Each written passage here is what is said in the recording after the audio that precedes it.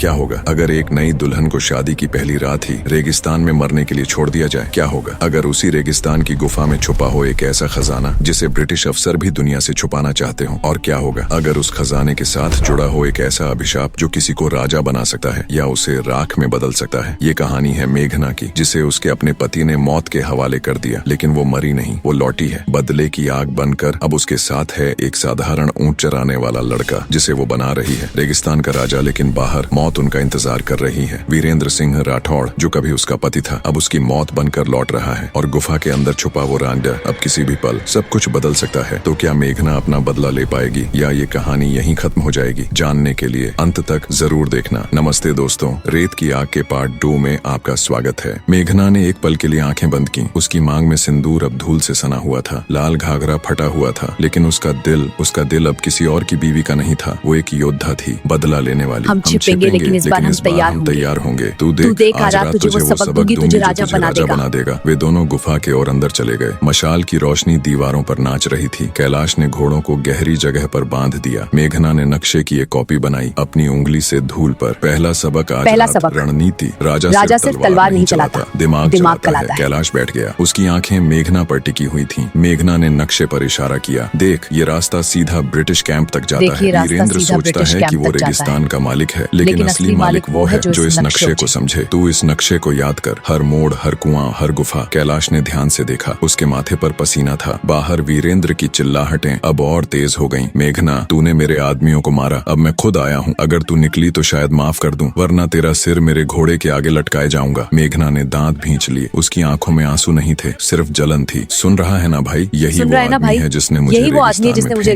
जिसने कहा था कि मैं उसकी रानी बनूंगी। आज वो मुझे मारने आया है। कैलाश का चेहरा सख्त हो गया। उसने मुट्ठी भींच ली। दीदी मुझे सिखा, मैं अब हार नहीं मानूंगा। मेघना ने तलवार उठाई। गुफा में जगह कम थी, लेकिन उसने कैलाश को खड़ा किया। अब तलवारबाजी, लेकिन इस बार असली। बचाव और हमला दोनों एक साथ। वे दोनों अभ्यास करने लगे। तलवारों की टकराहट की आवाज गुफा में गूंज रही थी। कैलाश पहले लड़खड़ा रहा था, लेकिन हर बार गिरने के बाद वो तेजी से उठ रहा था। मेघना की सिखाई हर कट, हर बचाव उसे और मजबूत बना रही थी। देख, पैर कैसे रख, आंखें दुश्मन पर, दिल में सिर्फ एक बात रख, बदला। कैलाश ने एक तेज कट मारा। तलवार हवा में सीटी मार गई। मेघना मुस्कुराई, पहली बार गर्व से। बहुत अच्छा, अब तू सिर्फ ऊंट चरने वाला नहीं है, तू एक योद्धा है। रात भर वे अभ्यास करते रहे। बाहर वीरेंद्र के आदमियों ने गुफा के आसपास खोज शुरू कर दी थी। उनकी मशालों की रोशनी गुफा के मुंह तक आ रही थी। मेघना ने एक बार बाहर झांका। उसका दिल धड़क रहा था। वे बहुत पास हैं। अगर उन्होंने छेद ढूंढ लिया तो? कैलाश ने उसका हाथ पकड़ा। दीदी, रेत हमें बचाएगी जैसे कल बचाया। तभी एक आदमी की आवाज आई, सरदार, यहाँ एक पुराना कुआं है, छेद दिख रहा है। मेघना और कैलाश एक दूसरे को देखा। खतरा अब सिर पर था। मेघना ने जल्दी से नक्शे की कॉपी कैलाश को थमा दी। इसे अपने दिल में उतार ले। अगर मैं कुछ हो गया तो भी तू इस राज को आगे बढ़ाएगा। कैलाश ने सिर हिलाया। उसकी आंखों में आंसू थे, लेकिन वो रोया नहीं। दीदी, हम दोनों आगे बढ़ाएंगे, तू अकेली नहीं है। बाहर से पत्थर हटाने की आवाज आई। वीरेंद्र की भारी सांसें अब बहुत करीब थीं। मेघना, तू मेरी बीवी थी, आज तू मेरी दुश्मन है। निकल बाहर, मैं तुझे आखिरी मौका दे रहा हूँ। गुफा की दीवार से टेक लगाई। उसकी सांसें तेज थीं। वो जानती थी अब भागने का समय नहीं था, लड़ने का समय था। कैलाश, तैयार हो जा, आज रात हम पहली बार असली लड़ाई लड़ेंगे, और अगर जीते तो तेरा राजा बनने का सफर शुरू हो जाएगा। कैलाश ने तलवार उठाई। उसका शरीर अब पहले से बिल्कुल अलग था। घुड़सवारी, पढ़ाई, तलवार, सब कुछ एक रात में उसमें उतर रहा था। बाहर पत्थर हट चुका था। रोशनी अंदर घुस रही थी। मेघना ने आखिरी बार कैलाश की तरफ देखा। उसकी आंखों में प्यार था, गुस्सा था और बदले की आग थी। चल भाई, आज हम दिखाते हैं कि जिसे वीरेंद्र ने ऊंट की औलाद कहा था, वो आज उसका सबसे बड़ा दुश्मन बन चुका है। गुफा के मुंह पर छाया घनी हो गई। वीरेंद्र सिंह राठौड़ खुद वहाँ खड़ा था। उसका चेहरा क्रोध से लाल था, हाथ में तलवार, पीछे उसके 20 आदमी। रेगिस्तान चुप था, लेकिन गुफा के अंदर दो दिल धड़क रहे थे। एक औरत का जो रानी से योद्धा बन गई थी, और एक साधारण आदमी का जो राजा बनने जा रहा था। गुफा के मुंह पर छाया घनी हो गई थी। बारिश की बूंदें अब रुक रुक कर गिर रही थीं, लेकिन हर बूंद रेत पर गिरते ही जैसे कोई पुराना घाव फिर से खुल जाता था। वीरेंद्र सिंह राठौड़ का विशाल काला घोड़ा ठीक गुफा के सामने खड़ा था। उसकी मशाल की लपट हवा में लहरा रही थी। रोशनी उसके क्रोध से लाल चेहरे पर पड़कर और भी भयानक लग रही थी। उसके पीछे 20 सशस्त्र आदमी, तलवारें निकाली हुई, आंखों में मौत की प्यास। मेघना और कैलाश गुफा के अंदर अंधेरे में सिमटे हुए खड़े थे। मेघना की सांसें तेज थीं। उसकी उंगलियां तलवार की मूठ को इतनी जोर से पकड़े हुए थीं कि नाखून हथेली में गड़ गए थे। कैलाश का चेहरा पसीने से तर था, लेकिन उसकी आंखों में अब वो साधारण ऊंट चरने वाले की नजर नहीं थी। वो एक नई आग थी जो मेघना ने जलाई थी। मेघना, वीरेंद्र की आवाज गुफा में गूंजी जैसे कोई तूफान चीख रहा। तू मेरी बीवी थी, मेरी रानी बनने वाली थी, और आज तू एक ऊंट चरने वाले कुत्ते के साथ छिपी हुई है। निकल बाहर। मेघना ने आंखें बंद की। एक पल के लिए शादी की वो रात याद आ गई। मंडप, फूल, वादे, सब झूठ। उसका गला रूंध गया, लेकिन उसने दांत भींच लिए। कैलाश, तैयार हो जा, उसने फुसफुसाकर कहा। आज हम छिपेंगे नहीं, आज हम दिखाएंगे कि जिसे उसने ऊंट की औलाद कहा था वो आज उसकी मौत बन सकता है। कैलाश ने सिर हिलाया। उसकी तलवार अब उसके हाथ में एक हिस्से की तरह लग रही थी। बाहर वीरेंद्र ने घोड़े से उतरकर एक कदम आगे बढ़ाया। उसकी बूट रेत में धंस गई। अगर तू नहीं निकली तो मैं पूरा गुफा जला दूंगा, और जब धुआं निकलेगा तो मैं तेरा सिर बाहर खींचकर अपने घोड़े के आगे बांध दूंगा। मेघना ने कैलाश की तरफ देखा। उसकी आंखें गीली थीं, लेकिन आंसू नहीं थे, सिर्फ बदले की आग। अब उसने कहा। दोनों ने एक साथ चीखकर गुफा से बाहर छलांग लगाई। मेघना की तलवार हवा में सीटी मारती हुई वीरेंद्र के सबसे नजदीकी आदमी पर गिरी। खून की एक धार उड़ी। आदमी चीखा और गिर पड़ा। कैलाश ने दूसरी तरफ हमला किया। उसकी तलवार छोटी थी, लेकिन गति तेज। एक और आदमी के कंधे पर गहरी चोट लगी। वीरेंद्र हक्का बक्का रह गया। उसकी आंखें चौड़ी हो गईं। ये ऊंट वाला, तूने इसे योद्धा बना दिया। मेघना ने हंसकर जवाब दिया, लेकिन हंसी में दर्द था। हाँ वीरेंद्र, जिसे तूने ऊंट की औलाद कहा था, आज वो तेरा सबसे बड़ा दुश्मन बन चुका है। और मैं अब तेरी बीवी नहीं, तेरी कयामत हूँ। लड़ाई छिड़ गई। रेत उड़ रही थी। बारिश की बूंदें खून में मिल रही थीं। तलवारों की टकराहट की आवाज रेगिस्तान में गूंज रही थी। कैलाश लड़ रहा था जैसे सालों से अभ्यास कर रहा हो। हर कट, हर बचाव मेघना की सिखाई काम आ रही थी। एक आदमी ने उस पर हमला किया। कैलाश ने झुककर उसकी तलवार बचाई और उल्टा घूंसा मारा। आदमी पीछे हट गया। मेघना वीरेंद्र के सामने पहुंच गई। दोनों की तलवारें टकराईं। धातु की चिंगारी उड़ी। तूने मुझे रेगिस्तान में फेंक दिया था। आज तू खुद इसी रेगिस्तान में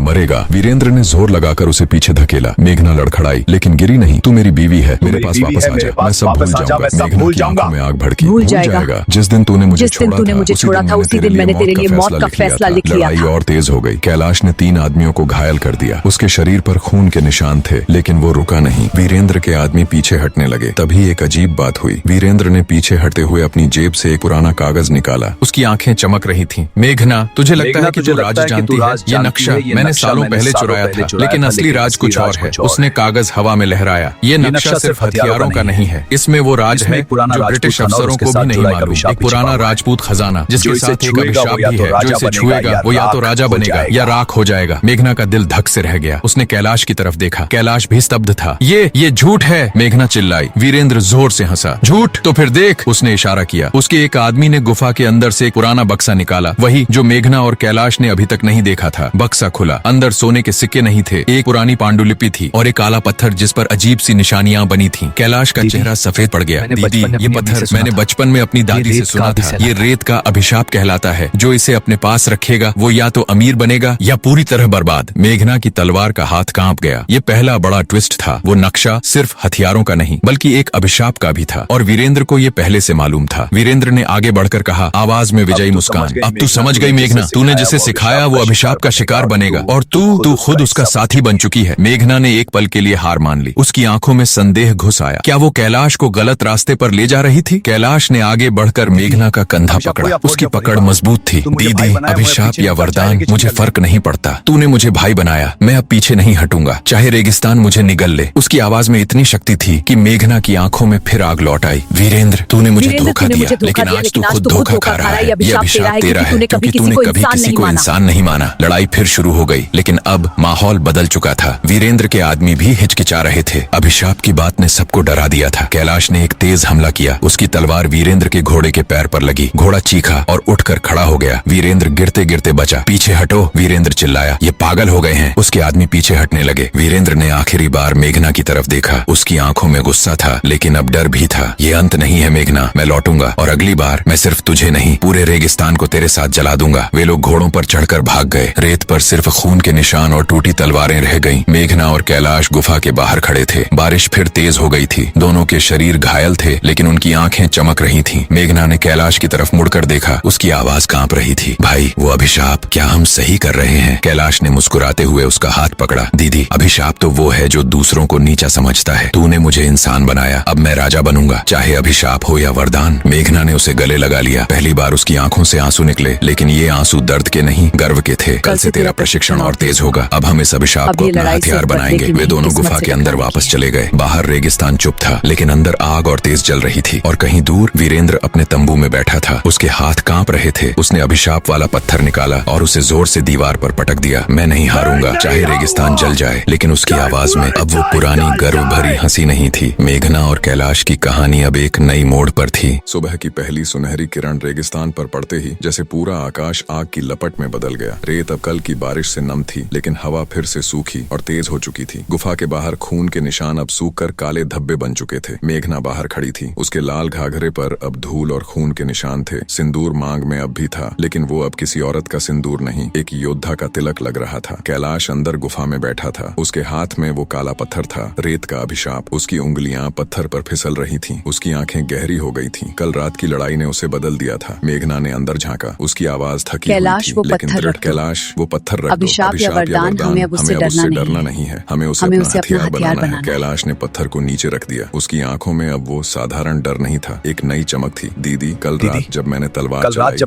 चलाई, रेत खुद मेरे लगा जैसे रेत खुद मेरे साथ लड़ रही हो। अभिशाप, क्या ये लेकिन ये अभिशाप क्या ये मुझे राजा बना देगा, मुझे भी बर्बाद कर देगा। उसके पास बैठकर उसका कंधा छुआ, उसकी हथेली गर्म थी। भाई, अभिशाप वो होता है जो दूसरों को नीचा समझे। वीरेंद्र ने मुझे नीचा समझा, तुझे ऊंट की औलाद कहा, आज वो खुद डर रहा है। तू डर मत, आज से तेरा असली प्रशिक्षण शुरू होता है। वे दोनों गुफा से बाहर निकले। सूरज अब ऊपर चढ़ चुका था, रेगिस्तान सोने की तरह चमक रहा था। मेघना ने घोड़े तैयार किए, कैलाश ने अपनी तलवार कस ली। आज हम रेगिस्तान के पुराने रास्ते पर जाएंगे। आज हम रेगिस्तान के पुराने रास्ते पर जाएंगे। ब्रिटिश चौकी है, वहाँ एक छोटा ब्रिटिश चौकी है, सिर्फ 5 सिपाही। कागजात हैं, लेकिन वहाँ वो कागजात हैं जो वीरेंद्र सिंह को भी चाहिए। अगर हम उन्हें ले आए तो उसे पहला झटका लगेगा। कैलाश ने सिर हिलाया, उसकी चाल अब पहले से अलग थी, सीधी, मजबूत। वे दोनों घोड़ों पर सवार हो गए। हवा उनके चेहरों पर रेत उड़ा रही थी, दूर से ऊंटों की घंटियां सुनाई दे रही थीं। मेघना ने कैलाश को बीच रास्ते में और सिखाया, कैसे घोड़े की गति को पढ़ना है, कैसे दुश्मन की नजर को पहचानना है, और सबसे जरूरी कैसे चुप रहकर हमला करना है। राजा कभी चिल्लाकर नहीं लड़ता, मेघना ने कहा। वो चुपचाप दुश्मन को घेर लेता है। करीब 2 घंटे बाद वे एक छोटी पहाड़ी के पीछे रुके। नीचे ब्रिटिश चौकी दिख रही थी, लकड़ी की छोटी सी इमारत, चारों तरफ कांटेदार तार और 5 सिपाही। एक सिपाही बाहर बैठकर चाय पी रहा था, बाकी अंदर थे। मेघना ने कैलाश की तरफ देखा। अब तू अकेला जाएगा, मैं ऊपर से निशाना लगाऊंगी, याद रख तू अब राजा है। कैलाश का दिल जोर से धड़का, लेकिन उसने सिर हिलाया। वो घोड़े से उतरा और चुपके से पहाड़ी के नीचे उतरने लगा। रेत उसके पैरों में धंस रही थी, हर कदम पर वो रेत की भाषा सुन रहा था। हवा कह रही थी, आगे बढ़ो। चौकी के पास पहुंचकर कैलाश ने एक पत्थर उठाया और दूर फेंका। आवाज हुई, एक सिपाही उठा और देखने गया। कैलाश ने उसी पल छलांग लगाई, उसकी तलवार सिपाही के कंधे पर गिरी। सिपाही चीखा, लेकिन कैलाश ने उसके मुंह पर हाथ रख दिया। चुप, मैं तुम्हारा दुश्मन नहीं हूँ, बस कागजात चाहिए। अंदर से बाकी सिपाही बाहर निकले। मेघना ने ऊपर से तीर चलाया, एक सिपाही के पैर में लगा, दूसरा गिरा। कैलाश ने बाकी 2 को घेर लिया। उसकी तलवार अब तेज थी। एक सिपाही ने गोली चलाई, लेकिन गोली रेत में धंस गई। कैलाश ने उसे जोर का घूंसा मारा। 3 मिनट में सब कुछ खत्म हो गया। 5 सिपाही बंधे हुए थे। कैलाश ने अंदर से कागजात का बक्सा निकाला, उसमें ब्रिटिश हथियारों का पूरा हिस्सा था। कहाँ क्या छिपाया गया है, कौन कौन सप्लाई करता है। मेघना नीचे उतरी, उसकी आंखें चमक रही थीं। कैलाश, तूने किया, अकेले, तू अब योद्धा है। कैलाश ने बक्सा मेघना को थमाया, उसके चेहरे पर पसीना था, लेकिन मुस्कान थी। दीदी, लगा जैसे रेत ने मुझे बताया कि कब हमला करना है। वे दोनों घोड़ों पर सवार होकर वापस लौटे, लेकिन रास्ते में एक नया खतरा दिखा। दूर से धूल का गुब्बार उठ रहा था। वीरेंद्र का छोटा काफिला, 10 घुड़सवार, वे सीधे उनकी तरफ आ रहे थे। मेघना ने घोड़े रोका, वे हमें ढूंढ रहे हैं, लेकिन अब हम तैयार हैं। कैलाश ने तलवार निकाली, दीदी इस बार मैं आगे हूँ, तू पीछे से मदद करना। लड़ाई शुरू हुई, रेत उड़ रही थी, तलवारें चमक रही थीं। कैलाश पहले से कहीं ज्यादा तेज था, उसने 2 सवारों को एक साथ घायल कर दिया। मेघना ने तीर से एक को गिराया। वीरेंद्र का एक विश्वसनीय आदमी आगे बढ़ा। सरदार ने कहा है, औरत को जिंदा लाओ, बाकी को मार दो। कैलाश ने चीख कर हमला किया, उसकी तलवार उस आदमी की छाती से टकराई, आदमी गिर पड़ा। बाकी सवार डर गए और पीछे हटने लगे। कैलाश ने पहली बार जोर से कहा, उसकी आवाज रेगिस्तान में गूंज गई। जाओ और अपने सरदार से कह दो, अब रेगिस्तान का नया राजा जाग चुका है और वो वीरेंद्र सिंह राठौड़ को घुटनों के बल झुकाएगा। सवार भाग गए। मेघना और कैलाश एक दूसरे को देखकर हंसे, लेकिन हंसी में थकान थी। वे गुफा वापस पहुंचे। कैलाश ने बक्सा खोला, अंदर कागजात के साथ एक पुरानी चिट्ठी थी। मेघना ने पढ़ी, उसका चेहरा सफेद पड़ गया। कैलाश, ये चिट्ठी वीरेंद्र की है, वो ब्रिटिश अफसरों से मिलकर पूरे रेगिस्तान को बेचने वाला है। वो ब्रिटिश अफसरों के साथ मिलकर रेगिस्तान बेचने वाला है। अब मेरी सबसे बड़ी और दुश्मन इसमें है। मेरा अगर वो नाम भी राजा है। जान गई तो उसे मार दो। कैलाश ने चिट्ठी ली, उसकी आंखें तो वो संकरी हो पहले गईं। से दीदी, जानता वो था पहले कि से तू जानता राज था जान कि तू राजी जान सकती है, फिर भी उसे तुझे छोड़ दिया। मेघना ने सिर हिलाया, नहीं भाई, आंखों में उसने आंसू मुझे थे। छोड़ा नहीं क्योंकि भाई, उसने मुझे इसलिए छोड़ा क्योंकि वो सोचता था कि मैं अकेली मर जाऊंगी, लेकिन अब वो डर रहा है। कैलाश ने उसे गले लगा लिया। दीदी, अब हम उसका खेल बिगाड़ देंगे। कल हम उस चौकी से मिले कागजात लेकर ब्रिटिश कैंप के पास जाएंगे और वहाँ से हम वीरेंद्र का सबसे बड़ा राज चुरा लेंगे। मेघना ने उसे देखा। कैलाश अब बिल्कुल अलग आदमी लग रहा था, उसका शरीर मजबूत, नजर राजसी। तू बदल गया है भाई, एक रात में नहीं, हर पल। लेकिन तभी गुफा के बाहर से एक नई आवाज आई, भारी और बहुत करीब, एक ब्रिटिश अफसर की आवाज। राठौड़, तुम्हारा कारवां यहाँ है, हमने सुना है कि तुम्हारी बीवी और वो ऊंट वाला हमारे कागजात ले गए हैं, निकलो बाहर। मेघना और कैलाश एक दूसरे को देखा, अब खतरा दोगुना हो गया था। वीरेंद्र और ब्रिटिश दोनों उन्हें ढूंढ रहे थे। मेघना ने तलवार उठाई। कैलाश, अब असली खेल शुरू होता है। कैलाश ने पत्थर को फिर से छुआ। अभिशाप अब उसे डरा नहीं रहा था, वो उसे शक शक्ति दे रहा था। रेगिस्तान की शाम ढल रही थी, सूरज लाल हो चुका था और गुफा के अंदर दो दिल धड़क रहे थे, एक बदला लेने को तैयार, दूसरा राजा बनने को। लेकिन दूर कहीं वीरेंद्र सिंह राठौड़ अपने तंबू में बैठा था। उसके पास ब्रिटिश अफसरों का एक नया सिपाही खड़ा था। सर, वो औरत और लड़का हमारे कागजात के साथ हैं, लेकिन और हमने ये भी जाना है लिया है कि वो गुफा में रेत का अभिशाप भी ले आए हैं। वीरेंद्र ने मुस्कुराते हुए सिगार जलाई। बहुत अच्छा, बहुत अब वो अच्छा, खुद अभिशाप का शिकार बनेंगे। कल सुबह हम उन दोनों को घेर लेंगे। इस बार कोई नहीं बचेगा। रेगिस्तान चुप था,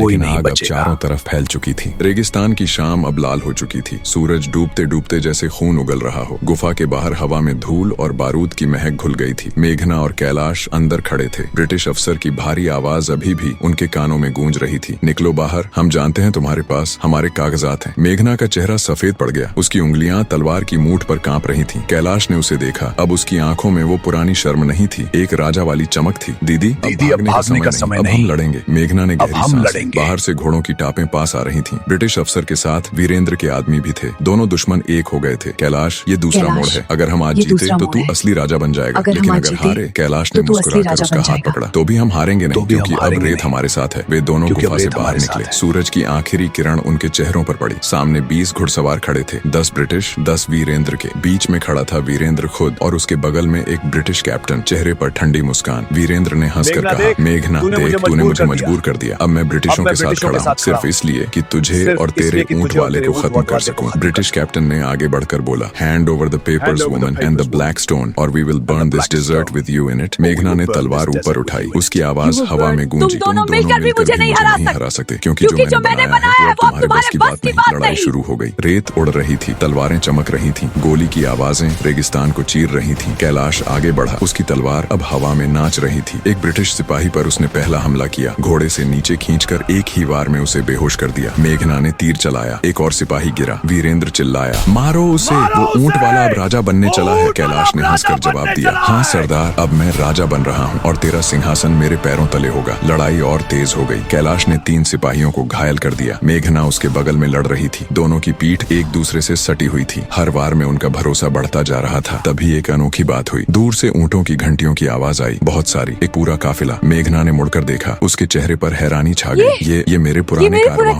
कारवां के लोग थे, वही बंजारे जो कभी वीरेंद्र के साथ थे, लेकिन आज वे मेघना के नाम पर आए थे। एक बूढ़ा बंजारा आगे बढ़ा। उसने जोर से कहा, मेघना बाई, हमने सुना कि तूने वीरेंद्र को चुनौती दी है। हम अब तेरे साथ हैं, क्योंकि तूने हमें इंसान बनाया था। वीरेंद्र का चेहरा पीला पड़ गया। धोखेबाज, ये मेरे अपने लोग हैं। लेकिन बंजारों ने घेरा कस दिया। कैलाश ने तीलाई का रुख बदल गया। ब्रिटिश और वीरेंद्र के आदमी घिर गए। कैलाश ने इस मौके का फायदा उठाया। उसने वीरेंद्र की तरफ छलांग लगाई। दोनों की तलवारें टकराईं, चिंगारियां उड़ी। तूने मुझे ऊंट की औलाद कहा था। तूने मुझे ऊंट की औलाद कहा था। आज वो ऊंट वाला तुझे घुटनों के बल झुकाएगा। वीरेंद्र ने जोर लगाया, लेकिन कैलाश अब पहले से कहीं ज्यादा मजबूत था। एक वार में उसने वीरेंद्र की तलवार उड़ा दी। वीरेंद्र पीछे हटा। उसके घुटने रेत में धंस गए। मेघना आगे बढ़ी। उसकी आंखों में आंसू थे, लेकिन गर्व भी था। वीरेंद्र देख, जिसे तूने वीरेंद्र सिंह राठौड़ देख, तेरा राजा बन चुका जिसे तूने छोड़ा था आज वो तेरा राजा बन चुका है। कैलाश के कंधे पर लगी। खून बह निकला। कैलाश का राह उठा, लेकिन गिरा नहीं। उसने तलवार घुमाई और कैप्टन के हाथ पर वार किया। कैप्टन चीखा और भाग गया। बाकी ब्रिटिश और वीरेंद्र के लोग हार मानकर पीछे हटने लगे। कैलाश घुटनों पर बैठ गया। खून उसकी कमीज को भिगो रहा था। मेघना ने दौड़कर उसे पकड़ लिया। भाई तू ठीक तो है ना? कैलाश ने मुस्कुराकर कहा, दीदी ये सिर्फ खून है, लेकिन अब मैं राजा बन चुका हूँ। देख, सारे बंजारे मेरे नाम पर आए। बूढ़ा बंजारा आ गया। उसने कैलाश के पैर छुए। राजा कैलाश, अब तू हमारा सरदार। राजा कैलाश, अब तू हमारा सरदार की आंखें भर आईं। उसने कैलाश को गले लगाया। देखा भाई, तू बदल गया। ऊंट चरने वाले से एक साधारण ऊंट चरने वाले से अब पूरा रेगिस्तान तेरा नाम ले रहा है। बूढ़े बंजारे ने अपनी जेब से एक पुरानी चिट्ठी निकाली। राजा, ये चिट्ठी हमने वीरेंद्र के तंबू से चुराई है। इसमें लिखा है कि वीरेंद्र ने ब्रिटिशों से सौदा किया है। वो पूरे रेगिस्तान को ब्रिटिश हथियारों के बदले बेच देगा। लेकिन इसमें एक और नाम है। मेघना ने चिट्ठी ली। पढ़ते पढ़ते उसका चेहरा बदल गया। ये नाम मेरा पिता का है। कैलाश स्तब्ध रह गया। मतलब मेघना की आवाज कांप गई। मेरा पिता